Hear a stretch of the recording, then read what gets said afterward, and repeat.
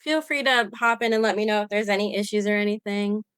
But I wanted to talk about putting the real in reels using short form content to show up and not show off. I'm mainly going to be talking from like a freelance graphic designer artist perspective, my experience in social media management and content creation so far. Yeah. So my name is Katherine Allen. I mainly have experience in graphic design, illustration, social media management, content creation, event planning, and marketing. And I usually use Reels to promote my own brand and freelance, as well as I often partner with other organizations, events, and businesses. Yeah, you're gonna see some of my most recent projects, just so you get a better idea of like the work I do, how I promote myself and the most recent exhibitions I've done as well. All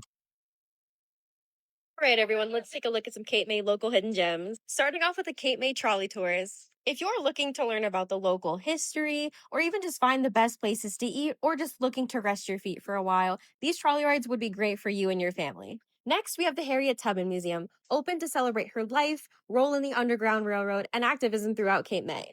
From historical documents, original artworks, and historical artifacts, there is tons to see and appreciate in this museum. Last but certainly not least, we have the Carpenter Square Mall located in downtown Cape May. This is a place where you can support a variety of local artists, from sculptors, painters, illustrators. You can support local boutiques, and you can grab a coffee all while you're at it. Be sure to follow the South Jersey Cultural Alliance for more South Jersey art and history.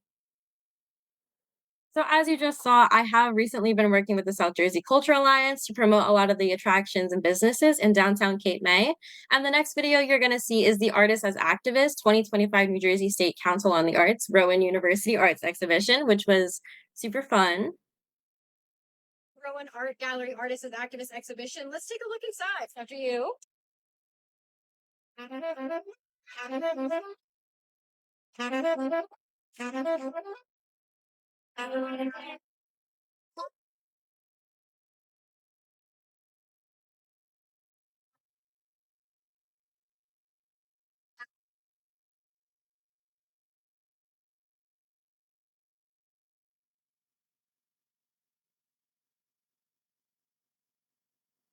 So, I wanted to start off with why authenticity matters, especially in today's climate of social media management and like the overwhelming amount of content you see on a daily basis.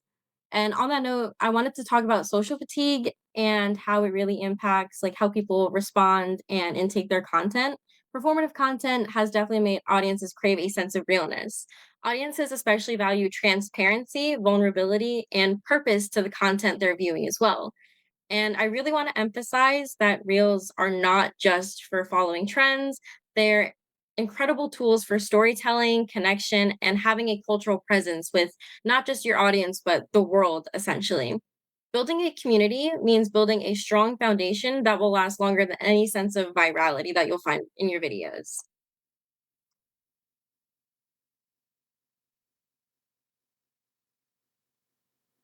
I want to talk about showing up and not just showing off. I want to redefine the word success when it comes to how and when you're making your reels.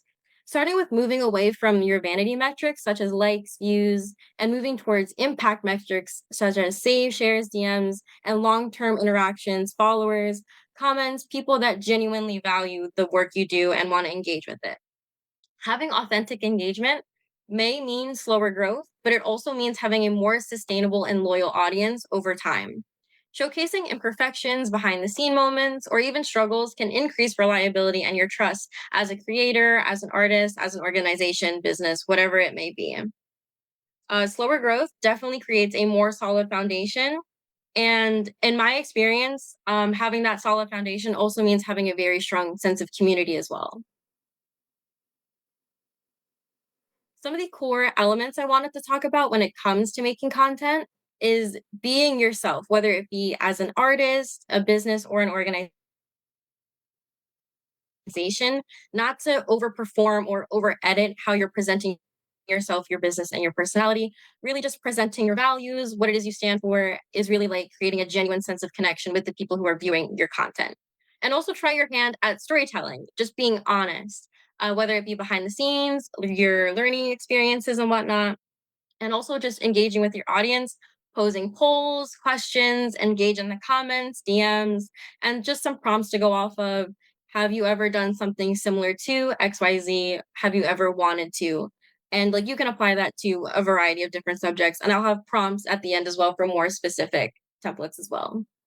But I wanted to talk about the aspect of marketing yourself, which you're going to very briefly see in this next slide. I have another example video as well applying these elements. What's up, guys? Yes, we are doing another skateboard design video because I'm having fun with them. So maybe you're going to recognize this little character, this little cool cat. If you don't, you need to go back 2 videos and help me name them, actually. So get on that. Go watch that first before you finish this video. But anyway, we're opening Photoshop as we do for our mock-ups, babies. We're going to clean up our crusty edges because that's what we do right here. And here's the final look. Yeah, but as you can see in that video, I'm definitely being authentic, if you will. I try not to like over edit myself. Try not to like say things I wouldn't be too corporate or professional with things like that. I feel like my art is really an extension of like who I am, what I'm interested in. As you can tell, I like a lot of retro graphics, and I just try to be like authentic when I'm presenting those to people essentially. And of course, this is like an example of behind the scenes of me making a design. Some strategies may be things such as using a series or recurring formats to make content creation more consistent and less stressful for you. Starting off with hooks such as "What would you do in this situation?" or "Watch me try this new product or technique." Obviously, artists can definitely use that one. Using captions, subtitles, and voiceovers to make content accessible. Collaborate with your actual community, duet stitches, co-created content. Maybe it's your friends, business partners, or people who are doing business adjacent to you. Supporting adjacent creators grows both community connection and audience. And don't just react to trends. Don't just replicate what it is you're seeing on your For You page, on your Instagram pages, explore pages. You should really create from a sense of value and authenticity, maybe adding a little twist and somehow making them your own essentially.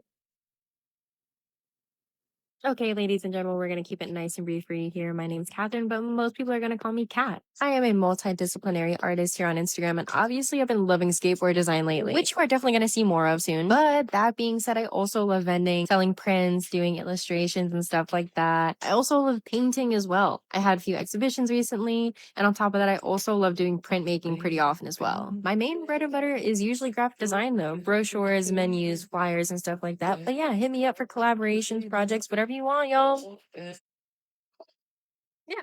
Another video kind of going a little more in depth to what I do, but something I hear a lot and try to help people through a lot is strategies for people who despise, hate social media, don't want to use it. Totally understandable, especially this day and age. It's definitely a better idea to stay off your phone. But I think it's incredibly important to remember that you're marketing yourself, your brand, and your organization. Social media is one of the most efficient and effective marketing tools and strategies. And not to mention, for the most part, it is completely free. One of the best advice pieces of advice I could give, especially to artists, is bulk film. Film whether you're creating, coming up with ideas, just doing little sketches, film it. And like this video, for example, it's all reused footage from previous videos. I think it was literally like 4 a.m. and I was like looking at my page and I was like, oh my goodness, I haven't posted in a while. Threw that video together and it did relatively well. Hmm. So bulk film. Dedicate an hour or so to filming, whether it be reveal videos of your work, montages of you working, or time lapses. Reuse the footage and feel free to be creative with it somehow. Also, make videos about something that you find fun. Find your niche. Something as simple as how much you enjoy making your content can make all the difference for both you and your audience. You can definitely tell when someone is having fun or when they feel almost forced to make their videos. Um, and I know that obviously social media can be very overwhelming, especially when it comes to like issues with using technology, how to edit videos. It's an amazing tool that has allowed art and artists and other businesses to be more accessible to a wider variety of audiences, people. I can't emphasize enough the aspect of community here. It's a tool and a gift to be able to build community in this way It is such an easy way to access people. It's such an easy way for people to access you and your values and what you do. And remembering that it's such a benefit and a gift to have in today's day and age, instead of viewing it as something that like sucks the life out of you, you can make it something that is more valuable essentially to you and your community. And on that note, I think a huge part of it is shifting your mindset to be valuable and not just viral. I think it's important to reframe influence as impact and not just contribution to the constant flow of content that we're consuming. Think about the things you and your community would appreciate or find value in. What niches are you already a part of? Trust builds over time. Show up with intention and not just the intent of perfection. People don't follow you because you follow trends or focus on numbers. They follow you because they see themselves in you or support something about what it is you're doing, which is why it's so important to be authentic with how you're presenting, whether it be your art, your business, etc., etc. So I wanted to go through some of these prompts. Please feel free to take a screenshot, picture, write them down because I think all of these can apply to not just artists, but businesses as well, depending on how you'd like to frame them. For starters, I couldn't stop thinking about blank, so I made this. I think that this could apply in tons of different ways, whether it be art or maybe it's a product of some kind. Again, there's a lot of room for like storytelling and aspects like this. Another one, this piece is available and here's why I almost kept it for myself. Another really good one to just pull out a work you've already made, get some cool shots of it, do some voiceovers, and you get to engage in storytelling about that piece. And I feel like something we forget a lot as artists is people aren't just looking at the skill and the techniques we're using and the imagery, but also the story we're telling, um, what we're putting time in to present to an audience. They're not just like buying a piece of art, they're really like investing to who you are and like what it is you feel is important to create. Um, Another one, I didn't expect this to resonate with so many people, but now I get why. This could also apply to business values. Maybe you didn't realize like this many people would like your business or your product for a certain reason, things like that. And yeah, I think all of these are really great. If you want to like again take a picture, I think all of these are super useful. Again, like feel free to be creative with them for sure. But yeah, I found a lot of these valuable and I definitely keep them on hand for myself as well. And just to start concluding, um, this is my email and my brand is studiocatco if you couldn't tell already. I also feel free to check out my website, my Instagram, and my LinkedIn page as well if you're interested in that. But I often do social media content, including filming and editing for about 20 an hour. I do a lot of graphics and visual branding, stickers, skateboards, merchandise, and stuff like that for about 18 an hour. And I do a lot of commission-based illustrations. The prices on those are usually discussed between me and the customer depending on what it is they want, because of course what I do ranges on a huge scale. I do a lot of different mediums and whatnot, but it's a lot of fun. Um and here's my link tree as well if you want to get a full list of everything it is that I do. Everything's on my website, everything's arranged by medium. I have all my current events on my website as well. But thank you so much all for listening to me. um, yeah, I'm overall just really passionate about like connecting with not just the art community, but people who just like want help with marketing, want to really show off their branding, their values and whatnot. I think really having the tools to execute your ideas is like a huge thing and I want to help with that in any way that I can for not just artists, but like the South Jersey community is like really important to me. But yeah, you know where to find me. Thank you all so much for your time.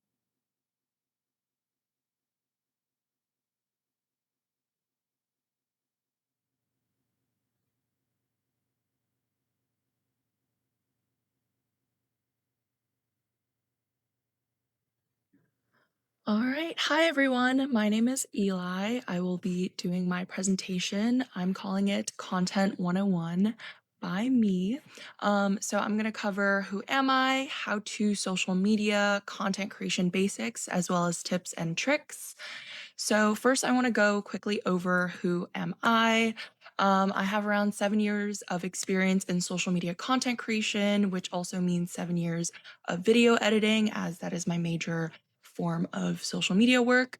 I have around 4 years of social media management, 3 years of graphic design experience, and I've done photography for a while now, but lately I just started professional photography. I also I'm also a first generation Chinese American as well as first generation college student. I recently graduated from Stockton University with a BA in political science and a BS in sustainability. My passions lie in social and environmental justice. Here I'm working at a nonprofit in New York City. I'm also a big fan of traveling. I've gone to 17 countries now, and I have many, many hobbies, but I love gardening, writing, and crafts. So while I talked about me, that is different from my brand. My brand is travel, vlogs, food and beverage, sustainability, and casual conversation. So my main platform is TikTok. Across two accounts, I have around 17,000 TikTok followers and around 2.9 million likes. I also have run over 7 accounts, mostly nonprofits, small businesses, and school clubs. So now that we've quickly gone over who am I want you to think about who are you and specifically the brand voice that you want people to know about you. And this can start off with thinking about your target audience. This can be things such as age group, artists versus non artists, long and short term audience. So, this means do you want a sustainable long term audience, such as what Catherine was talking about, or more short term, you want a viral video, you want to get a lot of people's attention and they can follow you or not. And those two are both okay. And then also general versus specific audience, where I will talk about more later. But all of these impact what videos you post, when you post, how often you post, where you post, and length of videos. I know some people had questions about Instagram versus Facebook and whether or not it's even should be a priority to post on Instagram Reels, especially if you have an age demographic that is older. And I found that Instagram Reels does sort of touch on every age demographic. So I do find that it is a good priority to have. However, if you do want to post on Facebook for an older demographic, that is good as well. TikTok, that is my main platform, I find covers every single age demographic, which is mainly why I use that. Um, so also when you post, if you are looking to attract more of a younger demographic, I find that posting earlier on doesn't really work because your engagement, your initial engagement won't be as high, especially during summer times or during breaks in school.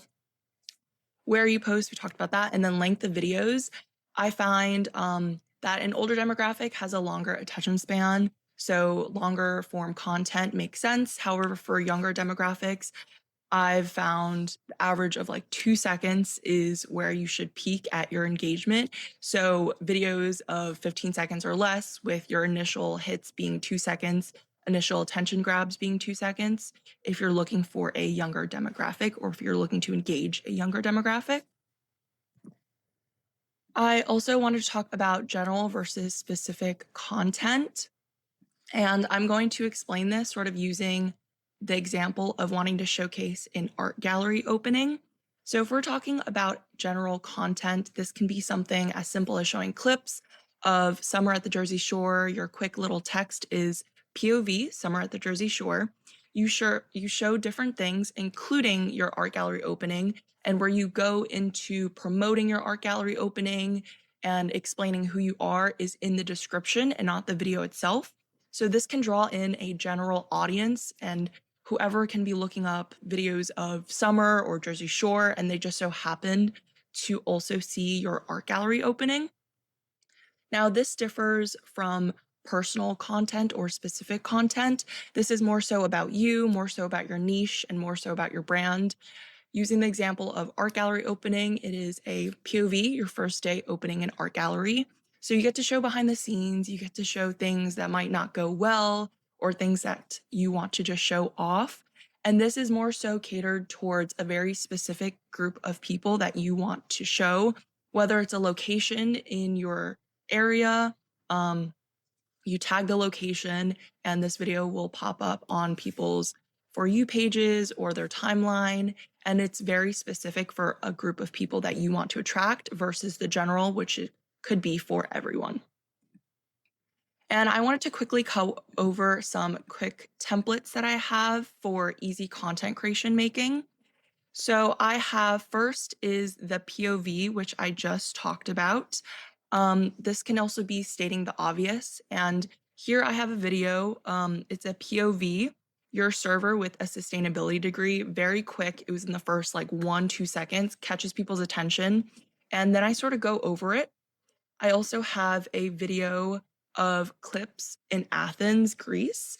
And these are my favorite easy templates. You're just standing still or you're moving a little bit and you're filming quick little short clips. You match it up with audio and normally it gains a good amount of traction. It's easy to follow along with and it's quick so that people can still stay engaged.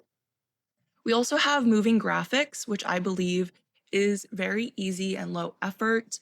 I have this video from South Jersey History Trails for South Jersey Cultural Alliance. You don't even need videos for moving graphics. You can have pictures, you can use text, and this is very easy to follow along with. If you have a certain program that you need a lot of videos for, I believe moving graphics is the easiest way to go because you can have a template and then add stuff in along the way.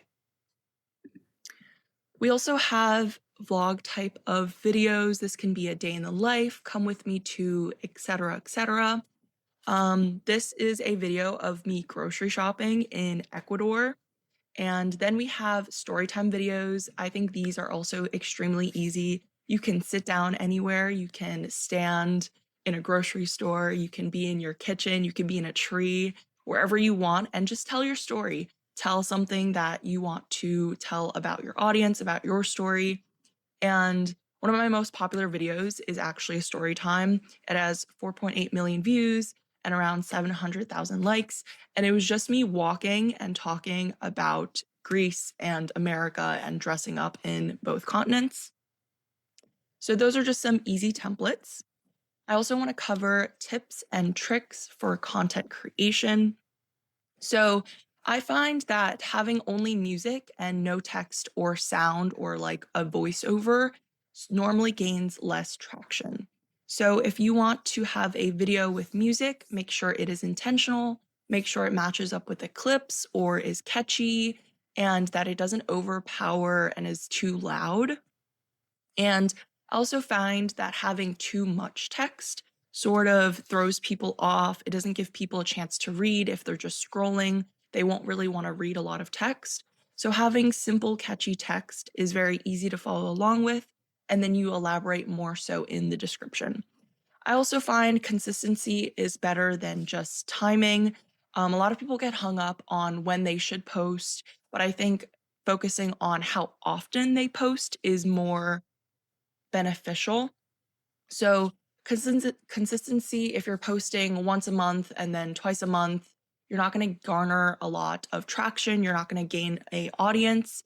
Whereas if you're consistently posting once a week, every other day, then people can sort of rely on that and they can follow along, understand that they can rely for you to post. Timing is more so for short term, like virality. If you time it like just right, people will say maybe you get a viral video. But again, that's more so for short-term audiences. This is also my personal tip. This is what I like to do is I finalize all edits in the specific social media app that I want to post in. So if I want to post in Instagram, I will do all of my text in Instagram. I'll do my music in Instagram. And if I have a specific audio or specific voiceover and stuff like that, I will edit it in a different program and then move it over to Instagram to finalize. I don't know if this is accurate, but I found it works best. TikTok and Instagram have something about their algorithms where they can see where where the video is coming from. So if you're saving it on TikTok and then posting on Instagram, Instagram can see that it's a TikTok video that you're reposting, which is why I like to edit and finalize in the exact social media app that I am posting. And these are my editing apps, editing programs. I think these are very simple to use. iMovie, if you have an Apple product specifically, it comes with it. It's really user friendly. We also have TikTok, one of my favorite editing apps, actually. Even if I'm not posting on TikTok, I really like editing on it. You can do voiceovers, you can find trending audios, you can do sound effects, and you can also save it and then export it somewhere else that you want to post.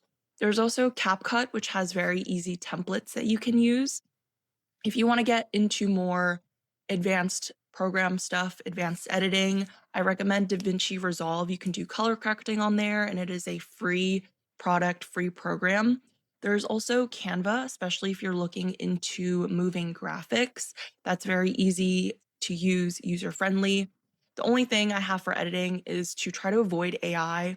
I like remaining authentic and true to who we are. And I don't think you can really show who you are if you're relying on AI to edit for you or to create captions for you, etc. And yeah, thank you guys so much. This is me. This was my thing. You can contact me at my email, 3 E's and 4 X's, Eeelixxx@gmail.com. My LinkedIn is Eline Shaw. I believe in sustainability, empathy, and equity, which is why my prices differ depending on the capacity that you have and the capacity of the business. And yeah, thank you guys so much.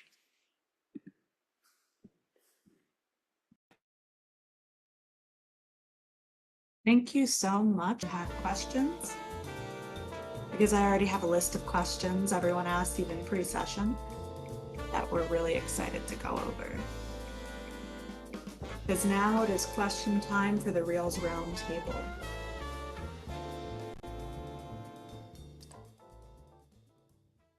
So if you're interested in asking a question, you can unmute. If I don't hear anything, I will just start asking questions from our list.